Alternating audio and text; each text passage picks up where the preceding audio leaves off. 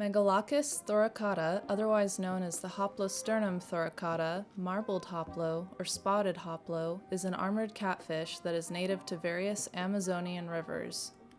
Some say that the hoplo can be found in nearly any river east of the Andes Mountains.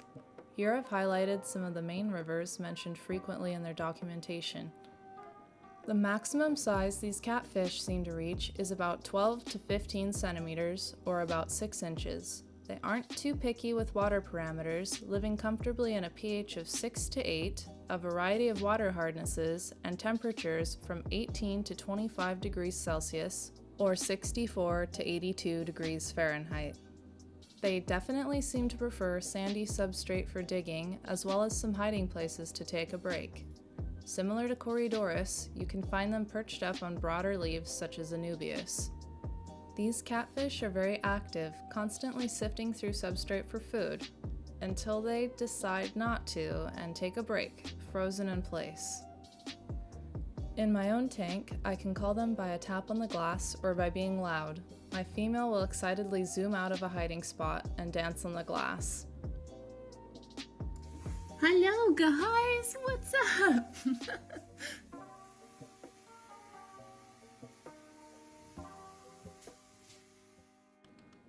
Some aquarists say that their hoplos uproot plants, so be warned that this may happen.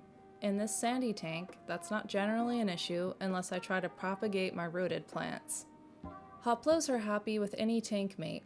They may go after things that fit in their mouth, like guppy fry, but I still have a huge shrimp colony in their tank with no issues. Be warned that an aggressive or shy tank mate may not be happy with the hoplos because they're pretty rambunctious. I have one specific corys that loves having my female hoplo as a tank mate. Before I learned more about fish, I just had him and her together for several months. Even today, over a year after getting them, he still flirts with her and attempts to mate. I guess this just proves that love is love. Hoplos are not picky eaters. Mine have eaten shrimp pellets, flakes, algae wafers, bloodworms, and even blanched zucchini. Their absolute favorite food that I've found is Softline America sinking sticks from a brand called Tropical. I found that everyone in the tank loves the food as well, including my Hengeli's rasboras. Every feeding time, my hoplos zoom to the top of the tank to eat flakes. I don't know if they like it that much or if they're just that desperate to eat. Sexing this fish is fairly simple, especially once they reach maturity. Males will have thicker pectoral fins that eventually turn orange or red.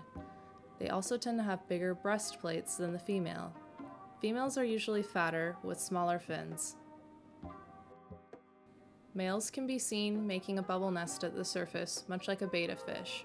They will actively seek out leaves and plants to anchor to their nest, even cutting them with their fins. Unlike bettas, they breed similarly to their Callichthyidae relative, the corys. Breeding may be triggered with cool water changes and lots of high-protein foods, such as bloodworms. They mate in the T position, where the eggs are fertilized through the female's mouth and then deposited underneath the created nest. Mine lays her eggs underneath a large, loose anubias leaf.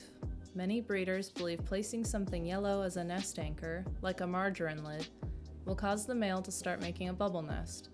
This may have some merit since mine only began breeding once this anubias leaf began turning yellow. Overall, I think these catfish are easy to care for and are entertaining to watch. They make a great addition to any larger sized community tank.